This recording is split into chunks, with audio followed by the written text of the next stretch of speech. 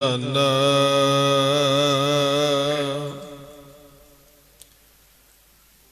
ਤੁਮਰੀ ਮਹਿਮਾ ਵਰਨ ਨਾ ਸਕੋ। ਤੂੰ ਠਾਕੁਰ ਊਚ ਭਗਵਾਨਾ ਸਲੋਕ ਕੋਖੇ ਸ਼ਾਸਤਰ ਵੇਦ ਸਭ ਆਣ ਨਾ ਕਥਤੋ ਕੋਇ।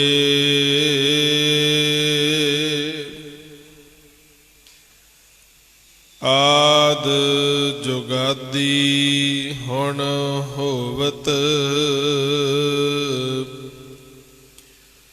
ਨਾਨਕ ਏਕੈ ਸੋਏ।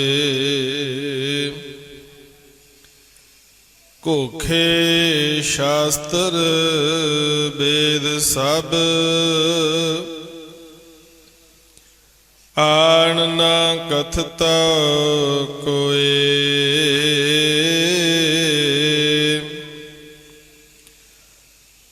ਆਦ ਜੁਗਾਦੀ ਹੁਣ ਹੋਵਤ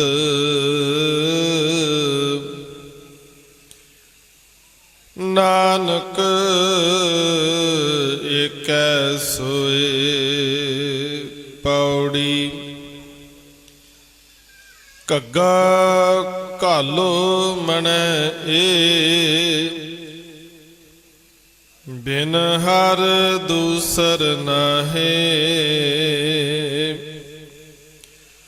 ਨਾ ਹੁਆ ਨਾ ਹੋਵਣਾ ਜਤ ਕਤ ਉਹੀ ਸਮਾਹੇ। ਕੂਲੇ ਤੋ ਮਨ ਜੋ ਆਵੇ ਸ਼ਰਨਾ ਨਾਮ ਤਤ ਕਲ ਮਹਿ ਪੁਨః ਚਰਨਾ। ਕਾਲ ਕਾਲ ਅਨਕ ਪਛਤਾਵੇ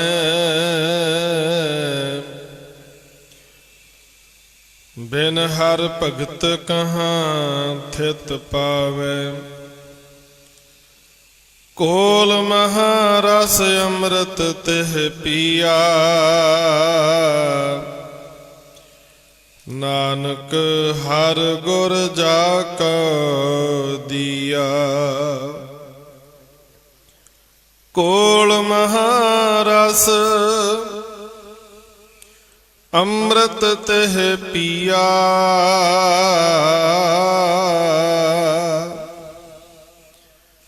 ਨਾਨਕ ਹਰ ਗੁਰ ਜਾ ਕੋ ਦੀਆ।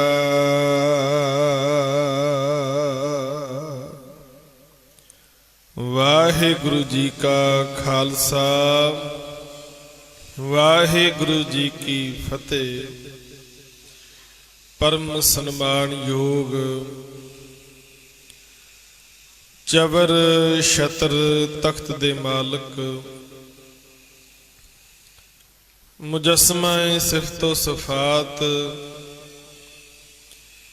ਭਗਤ ਵਛਲ ਸਤਿਗੁਰੂ ਗੁਰੂ ਗ੍ਰੰਥ ਸਾਹਿਬ ਸੱਚੇ ਪਾਤਸ਼ਾਹ ਸਤਿਗੁਰਾਂ ਦੀ ਪਵਿੱਤਰ ਮੁਕੱਦਸ ਹਜ਼ੂਰੀ ਵਿੱਚ ਜੁੜ ਬੈਠੇ ਅਤੇ ਦੇਸ਼ਾਂ ਵਿਦੇਸ਼ਾਂ ਦੇ ਅੰਦਰ ਆਪਣੇ ਘਰਾਂ ਵਿੱਚ ਬੈਠ ਕਰਕੇ ਫਤਿਹ ਟੀਵੀ ਦੁਆਰਾ ਪਾਵਨ ਅਸਥਾਨ ਗੁਰਦੁਆਰਾ ਬਾਬਾ ਜੋਰਾਵਰ ਸਿੰਘ ਬਾਬਾ ਫਤਿਹ ਸਿੰਘ ਫਤਿਹ ਨਗਰ ਨਵੀਂ ਦਿੱਲੀ ਤੋਂ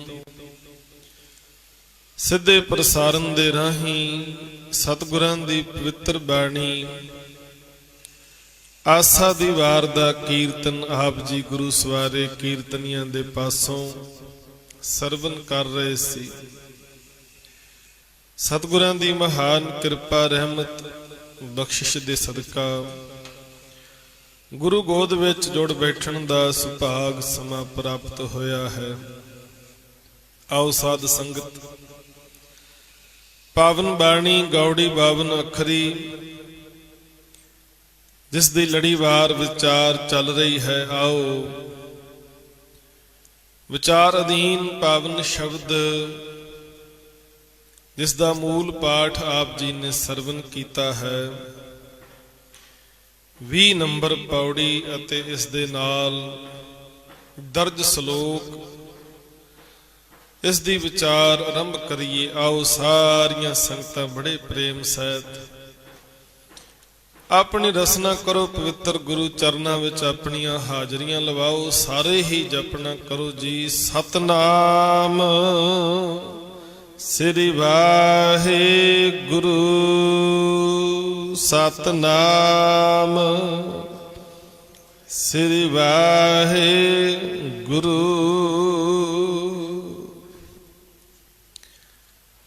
ਗੌੜੀ ਬਾਵਨ ਅੱਖਰੀ, ਪੰਚਮ ਪਾਤਸ਼ਾਹ ਗੁਰੂ ਅਰਜਨ ਸਾਹਿਬ ਮਹਾਰਾਜ ਸਤਿਗੁਰਾਂ ਦੇ ਮੁਬਾਰਕ ਰਸਨਾ ਤੋਂ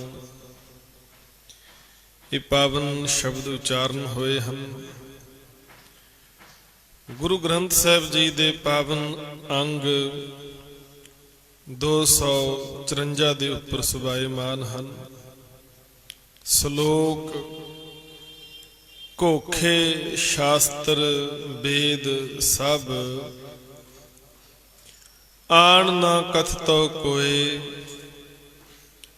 ਆਦ ਜੁਗਾਦੀ ਹੁਣ ਹੋਵਤ, ਨਾਨਕ ਏਕੈ ਸੋਏ। ਇਹਨਾਂ ਪਾਵਨ ਬਚਨਾਂ ਦੇ ਅੰਦਰ ਸਤਿਗੁਰੂ ਪਾਤਸ਼ਾਹ ਜੀ ਬਖਸ਼ਿਸ਼ ਕਰ ਰਹੇ ਨੇ। ਇਸ ਸੰਸਾਰ ਦੇ ਅੰਦਰ ਜਿੰਨੇ ਵੀ ਧਰਮ ਗ੍ਰੰਥ ਹਨ, ਹਜ਼ੂਰ ਨੇ ਆਖਿਆ ਤੁਸੀਂ ਸਾਰੇ ਪੜ੍ਹ ਕੇ ਵੇਖ ਲਓ, ਘੋਖ ਕਰਕੇ ਪੜਤਾਲ ਕਰਕੇ ਵੇਖੋ। ਸਾਰੇ ਹੀ ਧਰਮ ਗ੍ਰੰਥ, ਚਾਹੇ ਉਹ ਵੇਦ ਹਨ, ਚਾਹੇ ਸਿਮਰਤੀਆਂ ਨੇ, ਚਾਹੇ ਸ਼ਾਸਤਰ ਹਨ, ਹੋਰ ਵੀ ਬੇਅੰਤ ਐਸੇ ਧਰਮ ਗ੍ਰੰਥ ਨੇ, ਤੇ ਹਜ਼ੂਰ ਨੇ ਕਿਰਪਾ ਕੀਤੀ ਸਾਰੇ ਹੀ ਧਰਮ ਗ੍ਰੰਥ ਜਿਹੜੇ ਨੇ ਉਹ ਇੱਕ ਗੱਲ ਤੇ ਸਹਿਮਤ ਹਨ ਕਿ ਇਸ ਸੰਸਾਰ ਦੇ ਅੰਦਰ ਸਾਰਾ ਕੁਝ ਚਲਾਇਮਾਨ ਹੈ, ਖਤਮ ਹੋ ਜਾਣ ਵਾਲਾ ਹੈ, ਬਿਨਸ ਜਾਣ ਵਾਲਾ ਹੈ, ਪਰ ਇੱਕੋ ਇੱਕ ਅਕਾਲ ਪੁਰਖ ਪਰਮੇਸ਼ਰ ਹੈ ਜੋ ਸਦੀਵੀ ਹੋਂਦ ਵਾਲਾ ਹੈ। ਕੱਲ ਦੇ ਆਪਾਂ ਬਚਨ ਸਾਂਝੇ ਕੀਤੇ ਸਨ। ਗਨ ਮਿਨ ਦੇਖੋ ਮਨੇ ਮਾਹੇ, ਸਰ ਪਰ ਚਲਣੋਂ ਲੋਗ। ਕਹਿੰਦੇ ਜੋ ਕੁਝ ਸੰਸਾਰ ਦੇ ਵਿੱਚ ਨਜ਼ਰ ਆ ਰਿਹਾ ਹੈ ਇਹ ਸਾਰਾ ਕੁਝ ਚਲਾਇਮਾਨ ਹੈ। ਜਿੰਨੇ ਵੀ ਜੀਵ ਸੰਸਾਰ ਤੇ ਆਏ ਨੇ ਵਾਰੀ ਵਾਰੀ ਸਾਰਿਆਂ ਨੇ ਸੰਸਾਰ ਤੋਂ ਜਾਣਾ ਹੈ। ਕਿਸੇ ਦੀ ਵਾਰੀ ਅੱਜ ਹੈ, ਕਿਸੇ ਦੀ ਕੱਲ ਹੈ, ਕਿਸੇ ਨੂੰ ਆਉਣ ਵਾਲੇ ਦਿਨਾਂ ਵਿੱਚ ਸੱਦਾ ਆਏਗਾ। ਪਰ ਇੱਕੋ ਇੱਕ ਹਸਤੀ ਹੈ, ਅਕਾਲ ਪੁਰਖ ਪਰਮੇਸ਼ਰ ਜਿਹੜਾ ਸਦੀਵੀ ਹੋਂਦ ਵਾਲਾ ਹੈ। ਉਹਦਾ ਨਾਮ ਸਦਾ ਰਹਿਣ ਵਾਲਾ ਹੈ।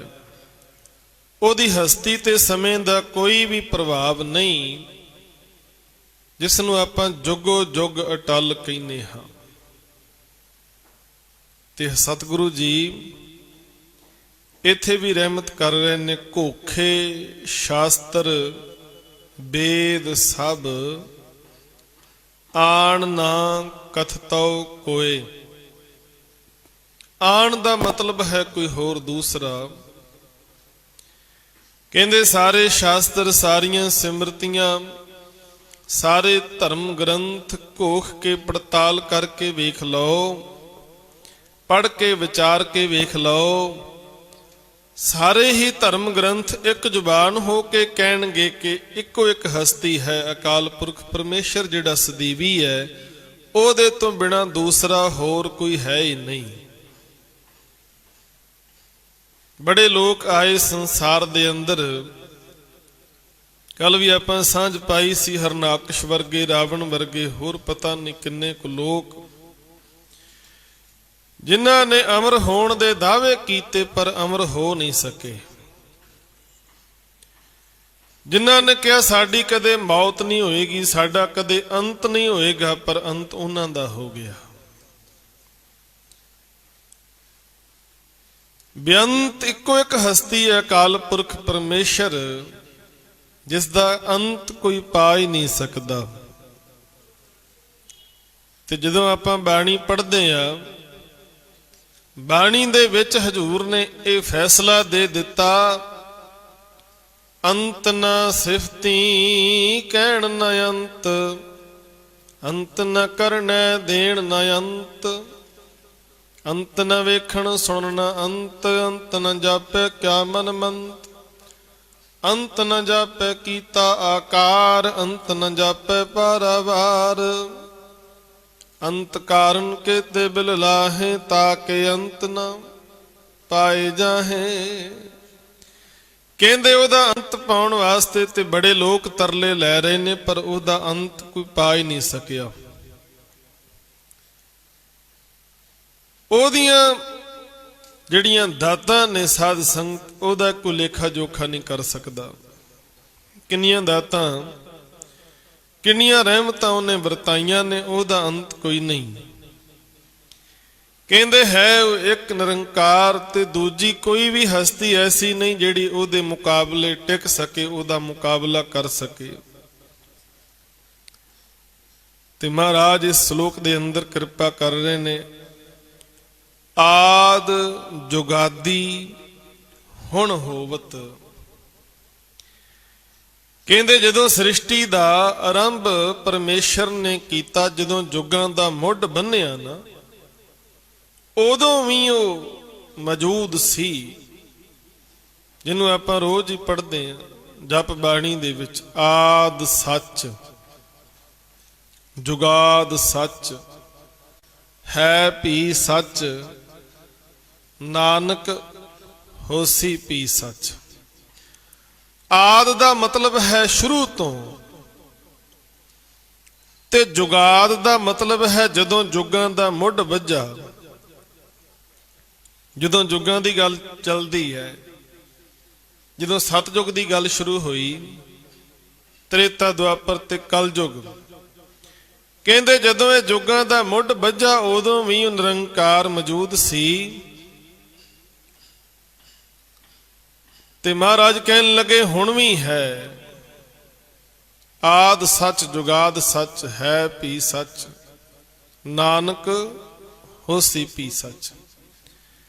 ਇੱਕ ਨਿਰੰਕਾਰ ਤੋਂ ਬਿਨਾਂ ਕਿਸੇ ਹੋਰ ਦੇ ਬਾਰੇ ਇਹ ਗੱਲ ਨਹੀਂ ਕਹੀ ਜਾ ਸਕਦੀ ਕਿ ਫਲਾਣੀ ਚੀਜ਼ ਸਦਾ ਕਾਇਮ ਰਹੇਗੀ ਜਾਂ ਫਲਾਣਾ ਮਨੁੱਖ ਸਦਾ ਕਾਇਮ ਰਹੇਗਾ। ਅੱਜ ਹੈ, ਹੋ ਸਕਦਾ ਕੱਲ ਨੂੰ ਨਾ ਹੋਵੇ। ਪਰ ਨਿਰੰਕਾਰ ਦੇ ਬਾਰੇ ਮਹਾਰਾਜ ਕਹਿੰਦੇ ਨੇ, ਆਦ ਜੁਗਾਦੀ ਹੁਣ ਹੋਵਤ। ਕਹਿੰਦੇ ਹੁਣ ਵੀ ਵਰਤ ਰਿਹਾ ਏ, ਹੁਣ ਵੀ ਵਰਤ ਰਿਹਾ ਏ, ਹੁਣ ਵੀ ਸਾਰੀਆਂ ਥਾਵਾਂ ਤੇ ਸਮਾਇਆ ਹੋਇਆ ਹੈ, ਹੁਣ ਵੀ ਸਭਨਾਂ ਦੀ ਸਾਰ ਲੈ ਰਿਹਾ ਹੈ। ਨਾਨਕ ਏਕੈ ਸੋਏ। ਤੇ ਗੁਰੂ ਨਾਨਕ ਸਾਹਿਬ ਮਹਾਰਾਜ ਕਹਿੰਦੇ ਇੱਕੋ ਹੀ ਪਰਮੇਸ਼ਰ, ਉਹ ਨਿਰੰਕਾਰ ਆਪ, ਜੋ ਸ੍ਰਿਸ਼ਟੀ ਦੇ ਆਦ ਤੋਂ ਲੈ ਕਰਕੇ, ਜੁਗਾਂ ਦੇ ਮੁੱਢ ਤੋਂ ਲੈ ਕਰਕੇ ਹੁਣ ਵੀ ਕਾਇਮ ਹੈ, ਤੇ ਆਉਣ ਵਾਲੇ ਸਮੇਂ ਵਿੱਚ ਵੀ ਕਾਇਮ ਰਹੇਗਾ। ਕਿਉਂਕਿ ਉਹਦੀ ਹਸਤੀ ਤੇ ਸਮੇਂ ਦਾ ਕੋਈ ਪ੍ਰਭਾਵ ਨਹੀਂ ਪੈਂਦਾ। ਨਾ ਉਹ ਬਚਪਨ ਵਿੱਚ, ਨਾ ਉਹ ਜਵਾਨੀ ਹੈ, ਤੇ ਨਾ ਹੀ ਉਹ ਬੁੱਢਾ ਹੁੰਦਾ ਹੈ। ਉਹ ਸਦਾ ਇੱਕ ਸਮਾਨ ਰਹਿੰਦਾ, ਇੱਕੋ ਜਿਹਾ ਹੀ। ਅਕਾਲ ਮੂਰਤ ਉਹਦੀ ਹਸਤੀ ਸਮੇਂ ਦੇ ਪ੍ਰਭਾਵ ਤੋਂ ਮੁਕਤ ਹੈ। ਕਹਿੰਦੇ ਉਹਦੇ ਤੋਂ ਬਿਨਾਂ ਦੂਜਾ ਹੋਰ ਕੋਈ ਹੈ ਹੀ ਨਹੀਂ। ਸਾਰੇ ਧਰਮ ਗ੍ਰੰਥ ਕੋਖ ਕਰਕੇ ਪੜਤਾਲ ਕਰਕੇ ਵੇਖ ਲਓ, ਦੂਜਾ ਕੋਈ ਹੈ ਹੀ ਨਹੀਂ। ਦੂਜੇ ਦਾ ਭੋਗ ਪਾ ਦਿੱਤਾ ਸਤਿਗੁਰੂ ਜੀ ਨੇ, ਆਖਿਆ ਬਸ ਇੱਕੋ ਹੀ ਹੈ। ਪਰ ਫਿਰ ਵੀ ਸਾਧ ਸੰਗਤ एडी अटल सच्चाई साडे सामने है, ते फिर भी एक निरंकार अकाल पुरख परमेश्वर नूं छड्ड के पता नहीं होर किन्ने को रब मनुख ने बनाए हुए ने, गिणतियां तो मिणतियां तो बाहरे ने। पर सतगुरु ने जेड़ा हुक्का मारिया ना,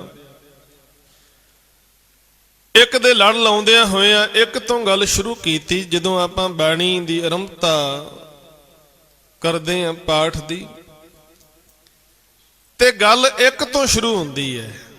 एक ओंकार,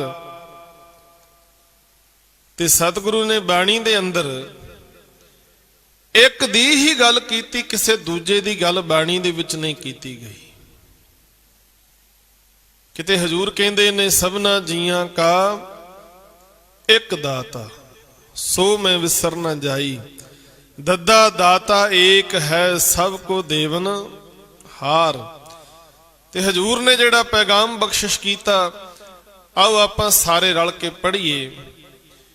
एको है भाई एको है, एको है भाई एको है।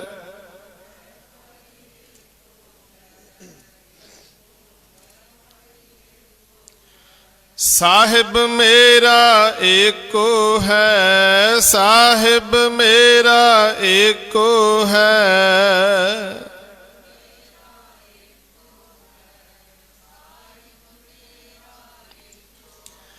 साहिब मेरा एको है, साहिब मेरा एको है।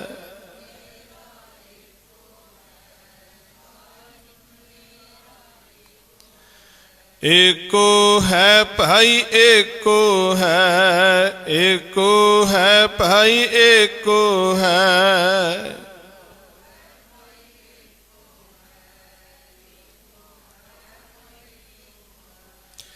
हजूर वार वार बाणी दे अंदर एक दी गल करके सानू एक दे नाल जोड़ रहे ने, ते जेड़े भुलेखे लोकां दे मन विच पए होए सी, उह भुलेखिਆਂ नूं भी दूर कीता।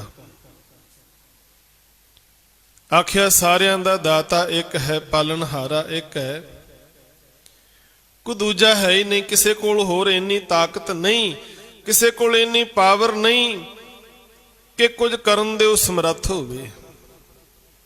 सारी समर्था एक दे कोल है, सारी पावर एक दे कोल है, सारी कला वो एक ही वरतारिया है। भावें वख वख विचारधारा प्रचलित कर दित्तियां गईयां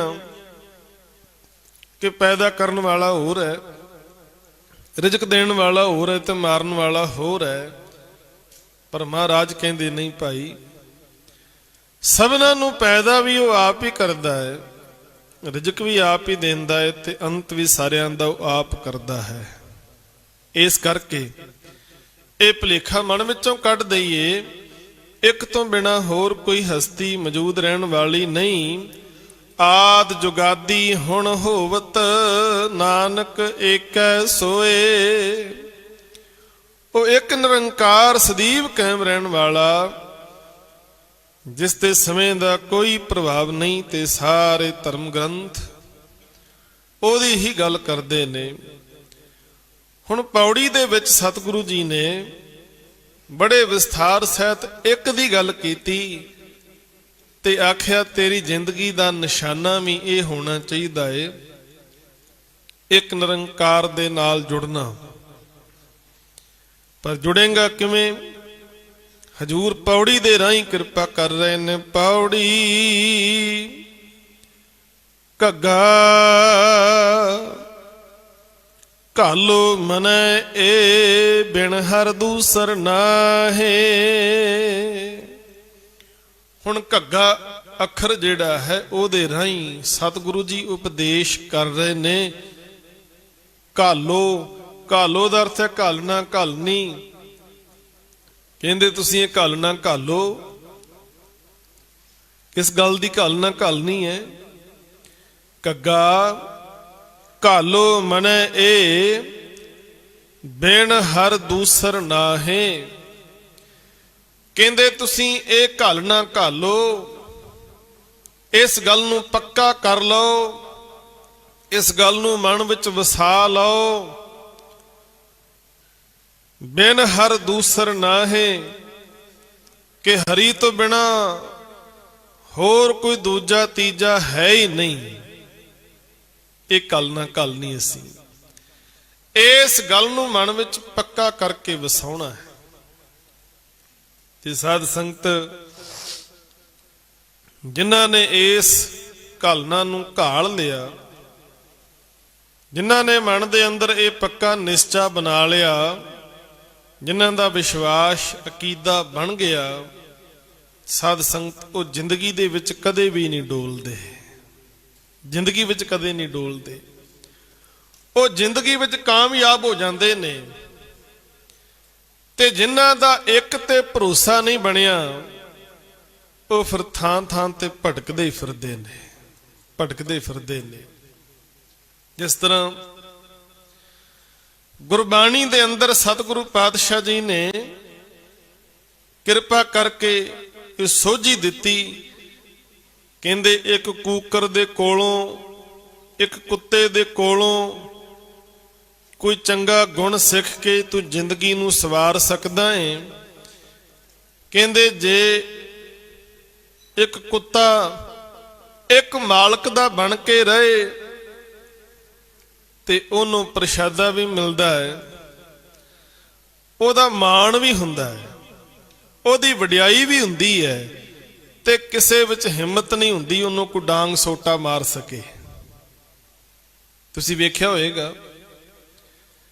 ਤੇ ਜਿਹੜੇ ਕੁੱਤੇ ਅਵਾਰਾ ਹੋਣ, ਬੂਹੇ ਬੂਹੇ ਭਟਕਣ, ਉਹਨਾਂ ਨੂੰ ਕੋਈ ਸਤਿਕਾਰ ਨਹੀਂ ਦਿੰਦਾ, ਲੋਕ ਉਹਨਾਂ ਨੂੰ ਡਾਂਗਾ ਸੋਟੇ ਮਾਰਦੇ ਨੇ।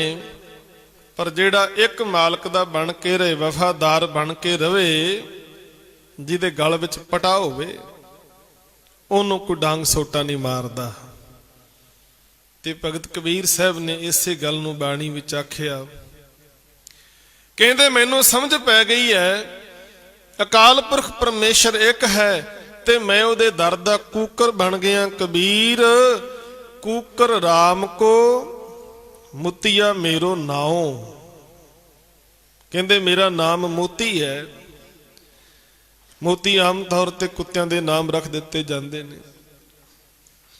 ਗਲੇ ਹਮਾਰੇ ਜੇਵਰੀ ਜਹਾਂ ਖਿੰਚੇ ਤਾਂ ਜਾਉ। ਕਹਿੰਦੇ ਮੈਂ ਤੇ ਪਰਮੇਸ਼ਰ ਦੇ ਦਰ ਦਾ ਕੂਕਰ ਬਣ ਗਿਆ ਹਾਂ, ਇੱਕ ਨਾਲ ਜੁੜ ਗਿਆ ਬਸ। ਤੇ ਮਹਾਰਾਜ ਬਾਣੀ ਵਿੱਚ ਕਹਿੰਦੇ ਸੁਆਮੀ ਕੋ ਗ੍ਰਹਿ ਜਿਉ ਸਦਾ, ਸਵਾਨ ਤਜਤ ਨਹੀਂ ਨਿਤ।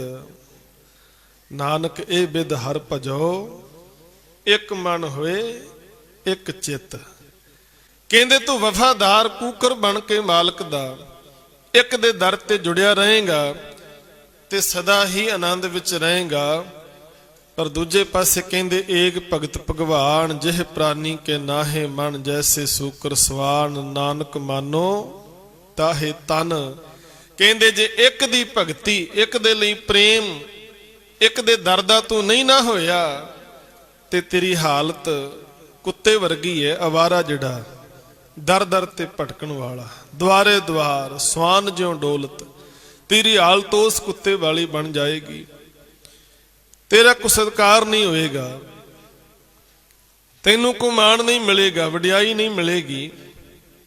ਤੇ ਜੇ ਭਰੋਸਾ ਰੱਖ ਕੇ ਇੱਕ ਤੇ ਇੱਕ ਦੇ ਨਾਲ ਜੁੜਿਆ ਰਹੇ ਤੇ ਜ਼ਿੰਦਗੀ ਤੇਰੀ ਸਵਰ ਸਕਦੀ ਹੈ। ਭਗਤਾਂ ਦੀ ਬਾਣੀ ਪੜ੍ਹ ਕੇ ਵੇਖੋ, ਬਹੁਤ ਸਮੇਂ ਦੀਆਂ ਹਕੂਮਤਾਂ ਨੇ ਤਸ਼ੱਦਦ ਕੀਤਾ ਉਹਨਾਂ ਤੇ, ਜ਼ੁਲਮ ਢਾਏ। ਉਹਨਾਂ ਨੇ ਆਖਿਆ ਜੋ ਮਰਜ਼ੀ ਹੋ ਜਾਏ, ਅਸੀਂ ਇੱਕ ਦੇ ਬਣ ਗਏ ਆ। ਹੁਣ ਹੋਰ ਕਿਸੇ ਦੂਜੇ ਦਾ ਖਿਆਲ ਵੀ ਮਨ ਵਿੱਚ ਨਹੀਂ ਆਇਆ, ਕਿਸੇ ਦੂਜੇ ਦਾ ਖਿਆਲ ਵੀ ਨਹੀਂ ਲਿਆਂਦਾ ਮਨ ਵਿੱਚ। ਇੱਕ ਤੋਂ ਬਿਨਾ ਕਿਸੇ ਹੋਰ ਦੂਜੇ ਦੀ ਹੁਣ ਸ਼ੋਭਾ ਨਹੀਂ ਕੀਤੀ ਜਾਂਦੀ। ਇਹ ਸਾਡੀ ਜ਼ੁਬਾਨ ਹੁਣ ਇੱਕ ਨਿਰੰਕਾਰ ਤੋਂ ਬਿਨਾ ਕਿਸੇ ਹੋਰ ਮਨੁੱਖ ਦੀ ਵਡਿਆਈ ਵਿੱਚ ਨਹੀਂ ਬੋਲਦੀ। ਜਦੋਂ ਵੀ ਰਸਨਾ ਬੋਲੇਗੀ, ਇੱਕ ਦੀ ਸ਼ੋਭਾ ਕਰੇਗੀ, ਇੱਕ ਦੀ ਵਡਿਆਈ ਕਰੇਗੀ। ਤੇ ਭਗਤ ਕਬੀਰ ਸਾਹਿਬ ਆਪਣੀ ਬਾਣੀ ਵਿੱਚ ਕਹਿੰਦੇ ਨੇ, ਕਹਿੰਦੇ ਜਦੋਂ ਦਾ ਮੈਂ ਇੱਕ ਦੇ ਨਾਲ ਜੁੜ ਗਿਆ ਨਾ, ਤੇ ਜਿਹੜੇ ਲੋਕ ਸਨ ਉਹ ਕਬੀਰ ਨੂੰ ਬੌਰਾ ਕਹਿਣ ਲੱਗ ਪਏ। ਪਰ ਕਬੀਰ ਸਾਹਿਬ ਕਹਿੰਦੇ ਦੁਨੀਆ ਲੱਖ ਵਾਰੀ ਬੌਰਾ ਆਖੇ, ਝੱਲਾ ਆਖੇ, ਪਰ ਮੈਨੂੰ ਇਸ ਗੱਲ ਦਾ ਪੂਰਨ ਭਰੋਸਾ ਹੈ, ਇੱਕ ਨਿਰੰਕਾਰ ਦੇ ਚਰਨਾਂ ਨਾਲ ਜੁੜਿਆ ਰਹਾਂਗਾ ਤੇ ਜ਼ਿੰਦਗੀ ਦੀ ਕੀਮਤ ਪੈ ਜਾਏਗੀ। कबीर मोहे मरने का चाव है, मरो ता हर के द्वार, मत हर पूछे कौन है परा हमारे बार।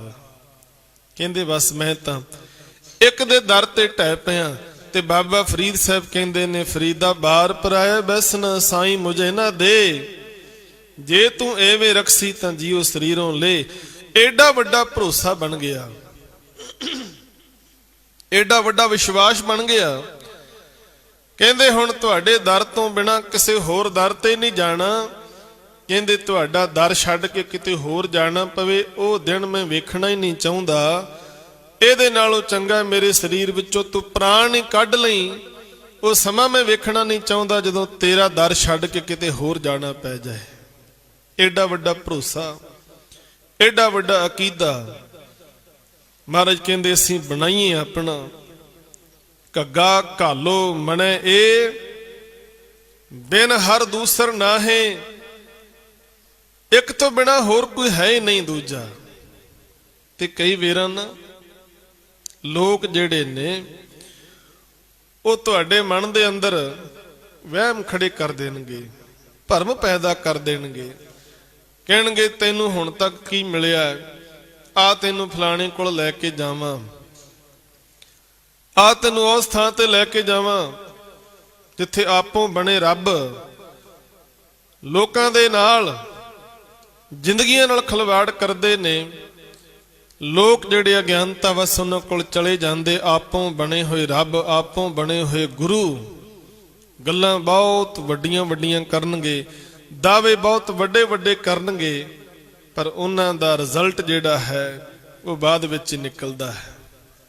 ਜਦੋਂ ਲੋਕ ਇੱਕ ਤਾਂ ਭਰੋਸਾ ਛੱਡ ਕੇ, ਇੱਕ ਦੇ ਦਰ ਨੂੰ ਛੱਡ ਕੇ ਥਾਂ ਥਾਂ ਤੇ ਭਟਕਦੇ ਨੇ ਤੇ ਉਹਨਾਂ ਦੀ ਕੋਈ ਇੱਜ਼ਤ ਨਹੀਂ ਰਹਿੰਦੀ। ਸਾਧ ਸੰਗਤ ਤੁਸੀਂ ਵੇਖਿਆ ਹੋਵੇਗਾ ਉਹਨਾਂ ਦੀ ਇੱਜ਼ਤ ਵੀ ਤਾਰ ਤਾਰ ਹੋ ਜਾਂਦੀ ਹੈ। ਉਹ ਫਿਰ ਮੂੰਹ ਵਿਖਾਉਣ ਜੋਗੇ ਨਹੀਂ ਰਹਿੰਦੇ ਦੁਨੀਆ ਵਿੱਚ। ਸ਼ਰਮ ਮਹਿਸੂਸ ਕਰਦੇ ਨੇ ਕਿ ਅਸੀਂ ਇੱਕ ਨਾਲੋਂ ਟੁੱਟ ਕੇ ਆਪੋਂ ਬਣੇ ਹੋਏ ਗੁਰੂਆਂ ਦੇ ਕੋਲ, ਆਪੋਂ ਬਣੇ ਹੋਏ ਜਿਹੜੇ ਰੱਬ ਨੇ ਉਹਨਾਂ ਦੇ ਕੋਲ ਜਾ ਜਾ ਕੇ ਕਿਵੇਂ ਆਪਣੀ ਆਰਥਿਕ ਲੁੱਟ ਕਰਵਾਈ, ਜਿਸਮਾਨੀ ਲੁੱਟ ਕਰਵਾਈ। ਤੇ ਇਹਦੇ ਨਾਲੋਂ ਚੰਗਾ ਸੀ ਅਸੀਂ ਇੱਕ ਨਾਲ ਜੁੜੇ ਰਹਿੰਦੇ ਤੇ ਸਾਡੀ ਸ਼ੋਭਾ ਤੇ ਬਣੀ ਰਹਿੰਦੀ, ਵਡਿਆਈ ਮਿਲਦੀ ਸਾਨੂੰ। ਤੇ ਸਤਿਗੁਰੂ ਨੇ ਬੜੀਆਂ ਪਿਆਰੀਆਂ ਉਦਾਹਰਨਾਂ ਦਿੱਤੀਆਂ। ਕਹਿੰਦੇ ਚੱਕੀ ਦੇ ਪੁੜਾਂ ਦੇ ਵਿੱਚ ਦਾਣੇ ਨੇ ਤੇ ਪੁੜਾਂ ਦੇ ਵਿਚਕਾਰ ਜਿਹੜੀ ਕਿੱਲੀ ਹੈ, ਕਿੱਲੀ ਦੇ ਜਿਹੜੇ ਨੇੜੇ ਨੇੜੇ ਦਾਣੇ ਇੱਕ ਕਿੱਲੀ ਨਾਲ ਜੁੜੇ ਹੋਏ ਨੇ।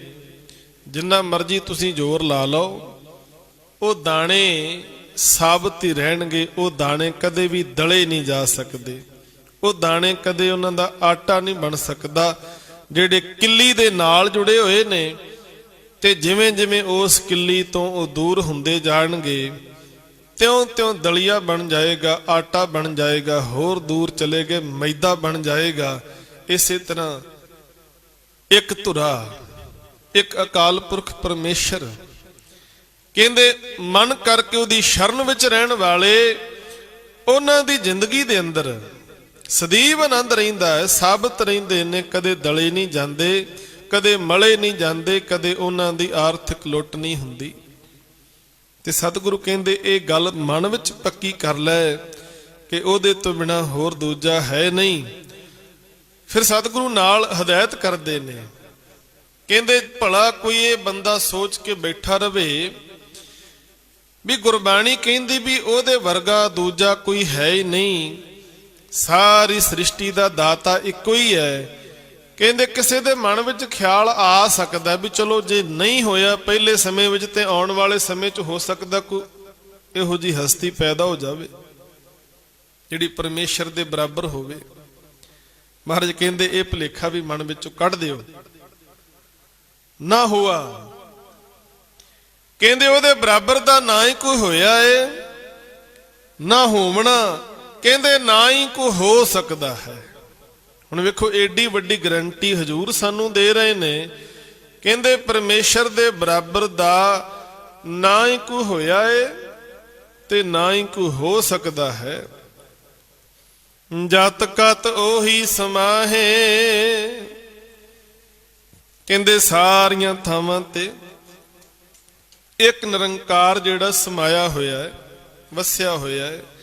ਕਹਿੰਦੇ ਇਹ ਗੱਲ ਮਨ ਵਿੱਚ ਪੱਕੀ ਕਰ ਲਓ, ਇਸ ਗੱਲ ਨੂੰ ਮਨ ਵਿੱਚ ਬਿਠਾ ਲਓ, ਤੇ ਜੇ ਇਹ ਗੱਲ ਤੁਹਾਡੇ ਮਨ ਵਿੱਚ ਵਸ ਗਈ, ਤੁਹਾਡੀ ਜ਼ਿੰਦਗੀ ਜਿਹੜੀ ਹੈ ਸਵਰ ਜਾਏਗੀ, ਜ਼ਿੰਦਗੀ ਦੀ ਕੀਮਤ ਪੈ ਜਾਏਗੀ। ਬੜੀ ਪਿਆਰੀ ਇੱਕ ਸਾਖੀ ਹੈ, ਭਰੋਸੇ ਦੀ ਬਾਤ। ਕਹਿੰਦੇ ਇੱਕ ਬਹੁਤ ਵੱਡਾ ਰਾਜਾ, ਰਾਜ ਭਾਗ ਬੜਾ ਵੱਡਾ, ਪਰ ਉਹਦੇ ਘਰ ਔਲਾਦ ਨਹੀਂ ਸੀ। ਕਹਿੰਦੇ ਉਹਨੇ ਬੜੇ ਯਤਨ ਕੀਤੇ ਕਿ ਮੇਰੇ ਘਰ ਔਲਾਦ ਪੈਦਾ ਹੋਵੇ, ਬੜੇ ਵਹਿਮਾਂ ਭਰਮਾਂ ਵਿੱਚ ਪੈ ਗਿਆ। ਕਿਸੇ ਨੇ ਭਰਮ ਪੈਦਾ ਕਰ ਦਿੱਤਾ, ਵਹਿਮ ਪਾ ਦਿੱਤਾ। ਕਹਿੰਦੇ ਤੇਰੇ ਘਰ ਔਲਾਦ ਤਾਂ ਹੋਵੇਗੀ ਜੇ ਤੂੰ ਛੋਟੇ ਜਿਹੇ ਬੱਚੇ ਦੀ ਬਲੀ ਦੇਵੇਂਗਾ। ਤੇ ਬਲੀਆਂ ਦਾ ਸਿਸਟਮ ਚੱਲਦਾ ਰਿਹਾ ਹਿੰਦੁਸਤਾਨ ਵਿੱਚ, ਅੱਜ ਵੀ ਚੱਲਦਾ। ਕਹਿੰਦੇ ਜੇ ਛੋਟੇ ਜਿਹੇ ਬੱਚੇ ਦੀ ਤੂੰ ਬਲੀ ਦੇਵੇਂ ਤੇ ਤਾਂ ਤੇਰੇ ਘਰ ਔਲਾਦ ਹੋਏਗੀ।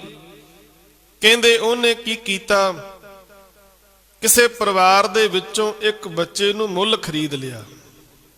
ਗਰੀਬ ਪਰਿਵਾਰ ਸੀ, ਪੈਸੇ ਦੀ ਤੰਗੀ ਹੋਣ ਕਰਕੇ ਪਰਿਵਾਰ ਵਾਲਿਆਂ ਨੇ ਆਪਣਾ ਬੱਚਾ ਵੇਚ ਦਿੱਤਾ। ਹੁਣ ਰਾਜਾ ਉਸ ਬੱਚੇ ਨੂੰ ਲੈ ਕੇ ਆ ਗਿਆ, ਉਹਦੀ ਬਲੀ ਦੇਣ ਲੱਗੇ। ਜਿਸ ਵੇਲੇ ਬਲੀ ਦੇਣ ਲੱਗੇ ਤੇ ਬੱਚੇ ਨੂੰ ਕਹਿੰਦੇ ਵੀ ਕਾਕਾ ਤੇਰੀ ਕੋਈ ਆਖਰੀ ਇੱਛਾ ਹੋਵੇ ਤੇ ਦੱਸ, ਹੁਣ ਤੇਰੀ ਬਲੀ ਦੇਣੀ ਹੈ। ਉਸ ਬੱਚੇ ਨੇ ਆਖਿਆ ਠੀਕ ਹੈ ਜੀ, ਤੁਸੀਂ 2 ਮਿੰਟ ਠਹਿਰੋ, ਉਸ ਤੋਂ ਬਾਅਦ ਤੁਸੀਂ ਮੇਰੀ ਬਲੀ ਦੇ ਦਿਓ। ਹੁਣ ਉਧਰ ਸਾਧ ਸੰਗਤ ਬਲੀ ਦੇਣ ਦੀ ਪੂਰੀ ਤਿਆਰੀ, ਤੇ ਇਹ ਛੋਟਾ ਜਿਹਾ ਬੱਚਾ ਇਹਨੇ ਮਿੱਟੀ ਇਕੱਠੀ ਕਰਕੇ 3 ਢੇਰੀਆਂ ਬਣਾ ਲਈਆਂ। 3 ਢੇਰੀਆਂ ਬਣਾਈਆਂ ਮਿੱਟੀ ਦੀਆਂ। ਪਹਿਲੀ ਢੇਰੀ ਕੋਲ ਗਿਆ, ਕੁਝ ਦੇਰ ਖੜ ਕੇ ਉਹ ਢੇਰੀ ਢਾ ਦਿੱਤੀ।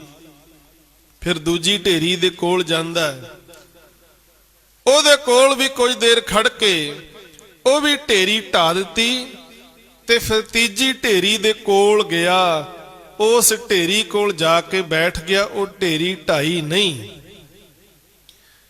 ਹੁਣ ਰਾਜਾ ਜਿਹੜਾ ਸੀ ਵੇਖ ਰਿਹਾ ਸੀ, ਬੜਾ ਹੈਰਾਨ ਹੋ ਕੇ ਬੱਚੇ ਨੂੰ ਕਹਿਣ ਲੱਗਾ ਵੀ ਇਹ ਕੀ ਕੀਤਾ। ਉਹਨੇ ਸੋਚਿਆ ਵੀ ਕੋਈ ਸ਼ਾਇਦ ਖੇਡ ਖੇਡ ਰਿਹਾ ਬੱਚਾ। ਕਹਿੰਦਾ ਤੂੰ 3 ਢੇਰੀਆਂ ਬਣਾਈਆਂ ਨੇ, 2 ਢਾ ਦਿੱਤੀਆਂ ਨੇ ਤੇ ਤੀਜੀ ਢੇਰੀ ਨਹੀਂ ਢਾਈ, ਇਹ ਕੀ ਕੀਤਾ। ਜਦੋਂ ਰਾਜੇ ਨੇ ਸਵਾਲ ਕੀਤਾ ਤੇ ਉਸ ਬੱਚੇ ਨੇ ਬੜੇ ਠਰਮੇ ਨਾਲ ਜਵਾਬ ਦਿੱਤਾ। ਕਹਿੰਦਾ 3 ਢੇਰੀਆਂ ਬਣਾਈਆਂ, ਪਹਿਲੀ ਢੇਰੀ ਆਪਣੇ ਮਾਤਾ ਪਿਤਾ ਦੀ ਮੈਂ ਮੰਨੀ, ਜਿਨ੍ਹਾਂ ਨੇ ਜਨਮ ਦਿੱਤਾ। ਮੈਂ ਸੋਚਿਆ ਉਹ ਮੇਰੀ ਰਾਖੀ ਕਰਨਗੇ, ਪਰਵਰਿਸ਼ ਕਰਨਗੇ, ਮੇਰੀ ਸਾਂਭ ਸੰਭਾਲ ਕਰਨਗੇ, ਪਰ ਪੈਸਿਆਂ ਦੇ ਲਾਲਚ ਵਿੱਚ ਉਹਨਾਂ ਨੇ ਮੈਨੂੰ ਵੇਚ ਹੀ ਦਿੱਤਾ ਤੁਹਾਡੇ ਕੋਲ। ਤੇ ਮੈਂ ਇਸ ਕਰਕੇ ਖੁਸ਼ ਹੋਇਆ ਵੀ ਮੈਂ ਇੱਕ ਰਾਜੇ ਦੇ ਕੋਲ ਆ ਗਿਆ, ਤੇ ਰਾਜੇ ਦੀ ਤੇ ਜ਼ਿੰਮੇਵਾਰੀ ਹੁੰਦੀ ਹੈ ਪ੍ਰਜਾ ਦੀ ਰਾਖੀ ਕਰਨੀ, ਪ੍ਰਜਾ ਨੂੰ ਸੁੱਖ ਦੇਣਾ। ਤੇ ਮੈਂ ਸੋਚਿਆ ਵੀ ਸ਼ਾਇਦ ਮੇਰੀ ਜ਼ਿੰਦਗੀ ਵਿੱਚ ਸੁੱਖ ਤੇ ਆਰਾਮ ਆਏਗਾ, ਪਰ ਤੂੰ ਤੇ ਮੈਨੂੰ ਬਲੀ ਦੇਣ ਵਾਸਤੇ ਖਰੀਦਿਆ, ਇਸ ਕਰਕੇ ਤੇਰੇ ਨਾਂ ਦੀ ਬਣਾਈ ਢੇਰੀ ਵੀ ਮੈਂ ਢਾ ਦਿੱਤੀ ਹੈ। ਕਹਿੰਦਾ ਆ ਤੀਜੀ ਢੇਰੀ, ਕਹਿੰਦਾ ਇਹ ਪਰਮੇਸ਼ਰ ਦੀ ਹੈ। ਹੁਣ ਮੈਨੂੰ ਉਹਦੇ ਤੇ ਭਰੋਸਾ ਹੈ, ਉਹਦੇ ਤੇ। ਕਹਿੰਦੇ ਉਹ ਨਹੀਂ ਢਾਈ ਮੈਂ। ਹੁਣ ਮੈਨੂੰ ਪਰਮੇਸ਼ਰ ਤੇ ਭਰੋਸਾ, ਮਾਲਕ ਤੇ। ਮਾਤਾ ਪਿਤਾ ਦੀ ਢੇਰੀ ਵੀ ਢਾ ਦਿੱਤੀ, ਰਾਜੇ ਦੀ ਢੇਰੀ ਵੀ ਢਾ ਦਿੱਤੀ। ਹੁਣ ਭਰੋਸਾ ਮੈਨੂੰ ਅਕਾਲ ਪੁਰਖ ਪਰਮੇਸ਼ਰ ਤੇ ਹੈ, ਉਹ ਕਿਰਪਾ ਕਰੇਗਾ, ਮੇਰੀ ਰਾਖੀ ਕਰੇਗਾ। ਤੇ ਜਦੋਂ ਰਾਜੇ ਨੇ ਇੰਨੀ ਗੱਲ ਸੁਣੀ ਨਾ, ਇਹ ਗੱਲ ਸੁਣ ਕੇ ਹੈਰਾਨ ਹੋ ਗਿਆ ਕਿ ਇੰਨਾ ਸਿਆਣਾ ਬੱਚਾ ਜਿਹਦਾ ਰੱਬ ਤੇ ਏਡਾ ਵਿਸ਼ਵਾਸ ਹੈ, ਜਿਹਦਾ ਪਰਮੇਸ਼ਰ ਤੇ ਏਡਾ ਭਰੋਸਾ ਹੈ, ਇੰਨੇ ਭਰੋਸੇ ਵਾਲਾ, ਇੰਨਾ ਸਿਆਣਪ ਵਾਲਾ ਬੱਚਾ, ਜੇ ਕਿਤੇ ਮੈਂ ਇਸ ਬੱਚੇ ਨੂੰ ਮਾਰ ਦਿੱਤਾ, ਇਹਦੀ ਬਲੀ ਦੇ ਦਿੱਤੀ ਤੇ ਬਹੁਤ ਵੱਡਾ ਨੁਕਸਾਨ ਹੋ ਜਾਏਗਾ। ਇਹਨੂੰ ਮਾਰਨ ਤੋਂ ਬਾਅਦ ਪਤਾ ਨਹੀਂ ਮੇਰੇ ਘਰ ਔਲਾਦ ਹੋਣੀ ਹੈ ਜਾਂ ਨਹੀਂ ਹੋਣੀ, ਪਤਾ ਨਹੀਂ ਇੰਨੀ ਲਾਇਕ ਹੋਵੇਗੀ ਜਾਂ ਨਹੀਂ।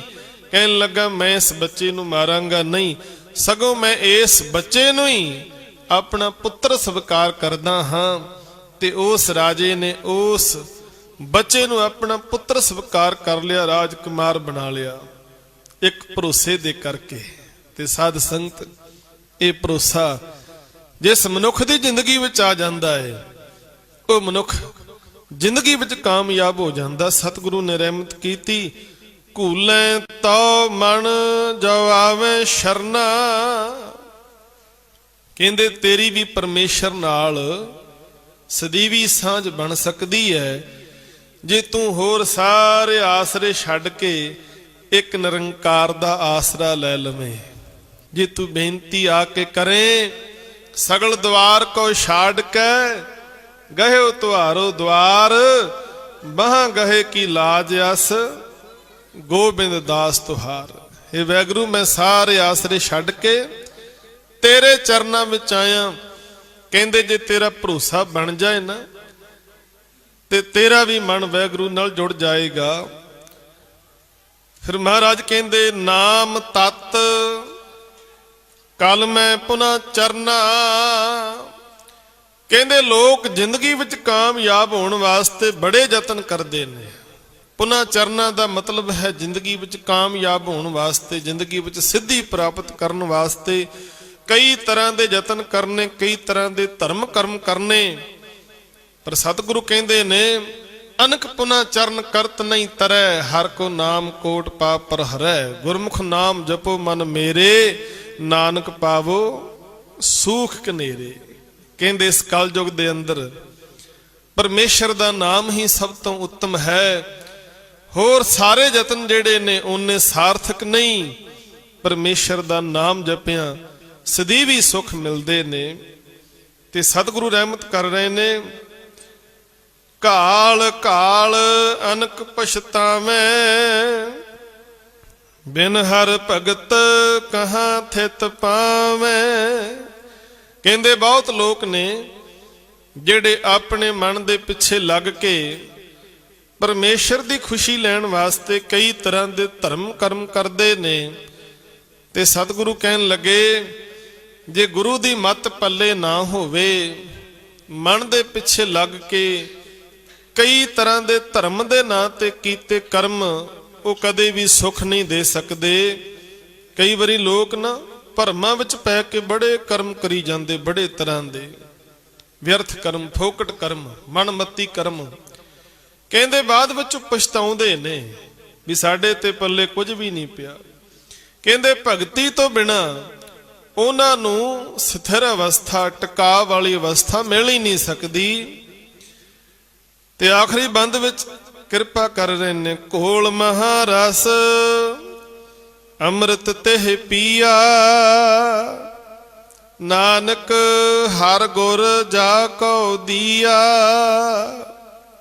ਗੁਰੂ ਨਾਨਕ ਸਾਹਿਬ ਕਹਿੰਦੇ ਜਿਨ੍ਹਾਂ ਤੇ ਗੁਰੂ ਨੇ ਮਿਹਰ ਕੀਤੀ, ਜਿਨ੍ਹਾਂ ਨੂੰ ਸੋਝੀ ਬਖਸ਼ਿਸ਼ ਕੀਤੀ ਸਤਿਗੁਰੂ ਨੇ, ਕਹਿੰਦੇ ਉਹਨਾਂ ਨੇ ਹੋਰ ਸਾਰੇ ਆਸਰੇ ਛੱਡ ਕੇ ਇੱਕ ਨਿਰੰਕਾਰ ਦਾ ਆਸਰਾ ਲਿਆ, ਉਹਦਾ ਨਾਮ ਸਿਮਰਿਆ, ਉਹਦੇ ਨਾਂ ਨੂੰ ਹਿਰਦੇ ਵਿੱਚ ਵਸਾ ਲਿਆ।